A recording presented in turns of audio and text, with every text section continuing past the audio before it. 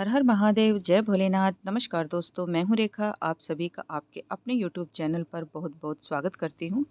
आज की वीडियो में मैं आप ही के द्वारा पूछे गए अनेकों प्रश्नों के आंसर देने वाली हूँ और आप इस वीडियो को बिना स्किप किए हुए शुरू से लेकर अंत तक पूरा देखिए, पूरा सुनिए। हो सकता है कि आपके भी किसी प्रश्न का आंसर आपको इस वीडियो में मिल जाए। अगर यह वीडियो देखने के बाद आपको थोड़ा सा भी पसंद आए तो मेरा आप सभी से अनुरोध है कि इस वीडियो को लाइक और मेरे चैनल को सब्सक्राइब अवश्य करें।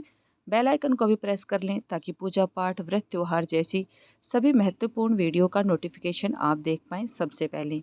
आपका सबसे पहले प्रश्न आ रहा है कि दीदी, 5 व्रत, जैसा कि हम सभी बताते हैं और भी साधक बताते हैं कि पशुपति व्रत, ये 5 व्रत कंटिन्यू रखने होते हैं। अगर आपको 5 व्रतों के बीच में कहीं जाना पड़ जाए, पीरियड्स आ जाए, सूतक पातक हो जाए, तो उस समय पर आप इस व्रत को कैसे करेंगे? तो देखिए, पीरियड्स, सूतक पातक में आपको पूजा नहीं करनी है। आपको बिना पूजा के मानसिक रूप से पशुपति व्रत रखना है।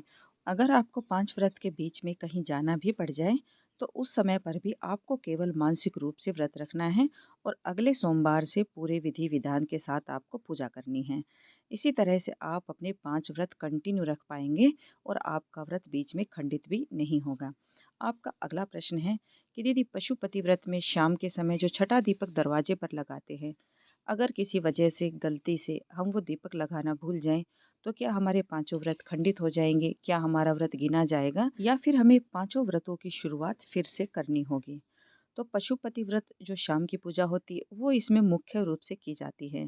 फलाहार का विशेष महत्व होता है, 6 दीपक का भी विशेष महत्व इस व्रत में बताया गया है।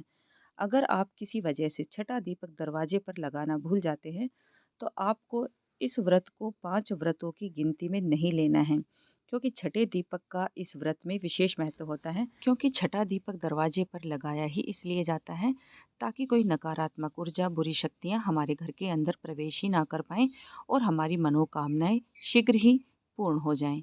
तो इसीलिए छठा दीपक लगाने का महत्व है। काफ़ी लोग गलती कर देते हैं कि मंदिर में ही 6 के 6 दीपक प्रज्वलित कर देते हैं, जिसकी वजह से हमारा व्रत अधूरा ही रह जाता है। इसी तरह से आपका अगला प्रश्न आ रहा है प्रसाद को लेकर कि दीदी, शाम के समय पूजा करने के बाद अगर हम फलाहार खाना भूल जाएं और हम फलाहार से पहले भोजन कर लें या अपने फलाहार में से किसी दूसरे को दे दें तो क्या हमारा व्रत खंडित हो जाएगा, टूट जाएंगे सारे व्रत, या हमें अपने व्रतों को फिर से शुरू करना होगा? पशुपति व्रत में शाम की पूजा में छठा दीपक दरवाजे पर लगा देने के बाद आपको जब भी फलाहार ग्रहण करना है तो सबसे पहले जो मंदिर से फलाहार लेकर आए हैं आपको वही ग्रहण करना है। अगर किसी वजह से आप फलाहार ग्रहण करना भूल जाएं तो ऐसे में आपको इस व्रत की 5 व्रतों में गिनती नहीं करनी चाहिए, क्योंकि पशुपति व्रत का यही नियम है कि सबसे पहले छठा दीपक दरवाजे पर लगाएं और जब भी आप फलाहार ग्रहण करने बैठें तो जो मंदिर से आप फलाहार लेकर आए हैं सबसे पहले उसी को ग्रहण करें। लेकिन इसका ये मतलब बिल्कुल भी नहीं है कि आपके 2, 3 या 5 जो भी व्रत आपने पहले किए हैं वो सभी खंडित हो जाएंगे। तो खंडित नहीं होंगे, आपके व्रत कंटिन्यू चलते रहेंगे। लेकिन जिस व्रत में आपसे कोई भी भूल चूक हो जाए तो इस व्रत को 5 व्रतों की गिनती में ना लें। इसके अलावा एक व्रत और रख के पशुपतिनाथ जी का अच्छे से पूरे विधि विधान के साथ आप उद्यापन करें। आपका इसी तरह से एक प्रश्न और है कि दीदी, पशुपति व्रत जो 5 व्रत करते हैं, अगर बीच में ही हमारा पीरियड्स आ जाए और सूतक पातक हमारे घर में लग जाए तब हम अपने व्रतों को किस प्रकार से पूर्ण करेंगे?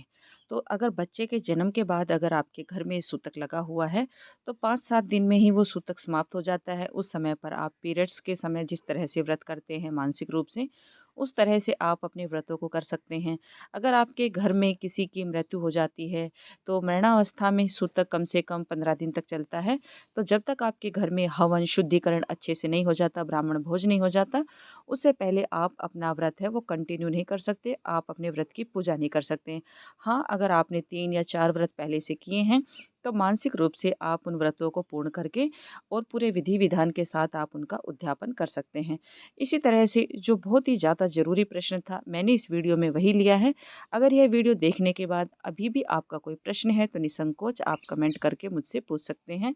मिलती हूँ इसी तरह की एक महत्वपूर्ण वीडियो के साथ। वीडियो देखने के लिए आपका बहुत बहुत धन्यवाद। जय माता दी।